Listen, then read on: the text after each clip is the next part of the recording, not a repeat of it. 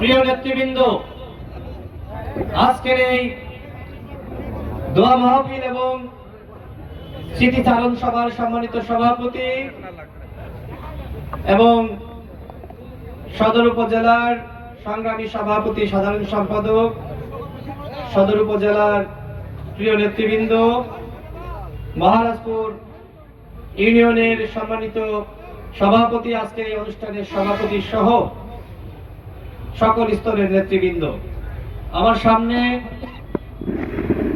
যারা বসে আছেন, যারা আমার পিছনে আছেন, যারা ডাইনে, যারা বায়ে আছেন, আপনাদের কাছে আমি আমাদের প্রিয় নেত্রী, দেশনেত্রী, যিনি আমাদের ছেড়ে বিদায় নিয়েছেন, স্বাধীনতা সার্বভৌমত্বের প্রতীক, আধিপত্যবাদ এবং আগ্রাসনের বিরুদ্ধে যিনি আমাদের লড়াই শিখিয়েছেন, যিনি আপসীন নেত্রী, যিনি মানবতার নেত্রী, যিনি শহর থেকে গ্রাম, পাড়া মহল্লায় একটি গণতান্ত্রিক রাষ্ট্র ব্যবস্থা প্রতিষ্ঠা করার জন্য ছুটে চলেছেন, একজন গৃহবধূ থেকে যিনি আন্তর্জাতিক মানের একজন নেতায় পরিণত হয়েছিলেন, যিনি কখনোই ফ্যাসিবাদের জামানায় আপোষ করেননি, যিনি বলেছিলেন জন্মেছি এই দেশে, আমি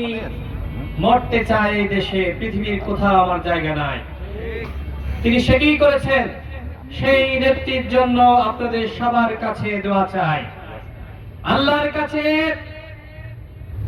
দুই হাত উঁচু করে আমরা সবাই দোয়া চাই, মহান আল্লাহ রাব্বুল আলামিন যেন তাকে জান্নাতের উচ্চ মাকাম দান করেন, আমিন।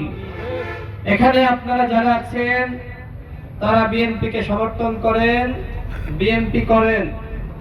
আপনারা অনেকে টেলিভিশন টক শোতে আমার বক্তব্য শুনেছেন, ফেসবুকে শুনেছেন।